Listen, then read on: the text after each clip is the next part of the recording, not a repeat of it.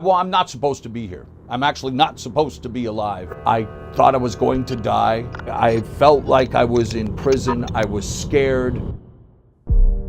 I was born in Abbotsford, British Columbia, Canada on December 21st, 1969. My parents, Elio and Mauro Ranallo, were immigrants from Italy who, of course, like so many millions of others, came to North America looking for a better life. And they put down roots on our 6-acre farm at a very young age. I knew that there was something a little different with me in terms of the way I reacted to people and sounds, and I became infatuated with television and radio. My father and I always had issues in terms of who I was and who he wanted me to be. My dad being your stereotype of the old school immigrant dad, working hard, getting your hands dirty. Life is tough, nothing is easy, nothing's gonna be given to you. I was the antithesis of that, and it caused a lot of problems between my father and I growing up. I was an artist. I was very ultra sensitive. I didn't like doing manual chores. And because of that, I became even more ultra shy, where I would lock myself in my room or being almost a mute at home. So in school, I was put in lockers, the kid that was bullied, the kid that was picked on, the kid who was made to feel stupid even though he got great marks. It was not a good time. It was a very depressing time. And thankfully, one friend that I was able to make was Michael John Jansen. We lived not too far away from each other and quickly discovered that we both shared a love of professional wrestling. You know, other kids would make fun of it or whatever, even though most of them were probably watching. I thought, wow, this guy gets it. We were over at each other's house every weekend doing our own wrestling matches.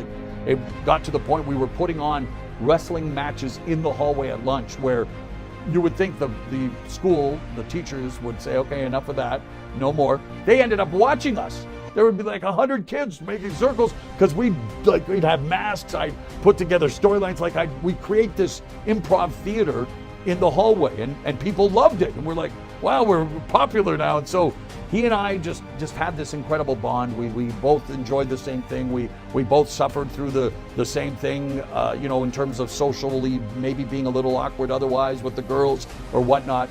So he became another member of my family. And when I was 16, my best friend and I, Michael John Jansen, went to the high school charity show after practice. The promoter, Al Tomko, was doing the ring announcing. He asked if any one of us had handled a microphone before, and Mike starts laughing, saying, well, Mauro's the biggest mouth in the school. He's an announcer. He loves this stuff. I end up announcing the rest of the show. At the end of the show, the promoter comes out of the back smiling, and he goes, what's your name, kid? And I said, Mauro Ranallo. He's like, I think I have some work for you. Are you able to come to the BCTV television studios the following Tuesday? Yes, for sure.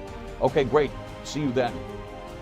I didn't quite understand what had just happened, but I had gone from being the shy, quirky class clown with dreams of being on television one day and working for All-Star Wrestling to all of a sudden having the promoter of All-Star Wrestling, Al Tomko, invite me to BCTV television studios the following week. My friend Michael Jansen lost his mind, screaming, running down the hallway. Mauro's gonna be on TV, Mauro's gonna be on TV. I was just enthralled with what was happening, and I get goosebumps now. I was over the moon, and I thought, this is it. I'm gonna become a superstar. My lifelong dream is going to become a reality.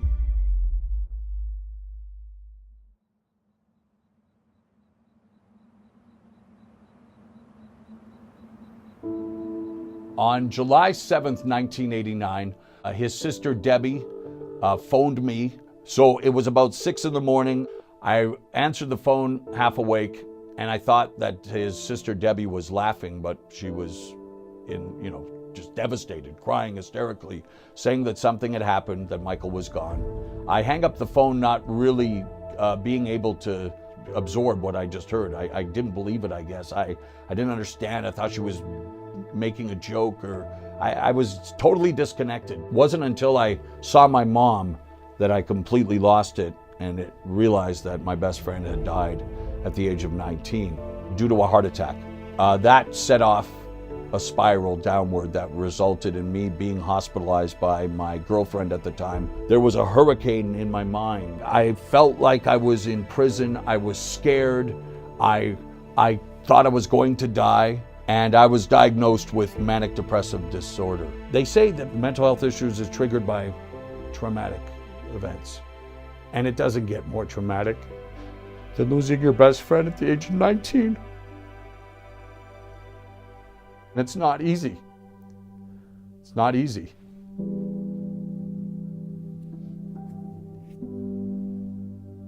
I got really angry at the doctors and everyone else who had the audacity, the temerity to tell me that there was something wrong with me. I'm living the dream. I'm doing more work than anybody. I'm making more money than anyone I know. I'm helping people. I'm a good person. What do you mean there's something wrong with me in my brain? And my 20s were a complete and utter disaster. But I was hospitalized multiple times, the longest being 3 months. And the toll that it took on my family, my employment, my personal relationships, it is truly, I believe, a miracle that I survived my 20s and my refusal to acknowledge that I was mentally ill. So I did what was necessary. I surrendered myself to treatment. When I finally admitted that, yes, my name is Mauro Ranallo, I suffer from bipolar affective disorder, I need help. Then and only then did I finally get to see sustained success in all realms of my life. It almost is because of my dad and the relationship and the struggles that we had that proved to be the fuel that I needed. I continued to fight and proving to my dad that, hey, your son, A, is not only going to be okay, but B, I went on and, became the first broadcaster in network television history to call MMA, boxing, pro wrestling, and kickboxing on network TV. I've called the 2 biggest combat sports pay-per-views in history. That is why I want to share all of my story with people, is because you must never truly give up. And that's why pressure, the cliche says, will either burst pipes or create diamonds. Well, I've burst a lot of pipes and I'm still that proverbial diamond in the rough, I think. We're all in a fight. Every day is a fight. It's not always a negative thing, a fight. A fight, sometimes you're fighting for your voice to be heard. You're fighting for civil rights. All of us have a gift. Every single human being has a gift and a purpose in life. And for the large majority, fear is precluding them from pursuing their true path. People need people to tell them, you know what? It's going to be tough, but you can do it. People need to stop hearing, no, you're not good enough. No, you're not pretty enough. No, you're not smart enough. Fuck you.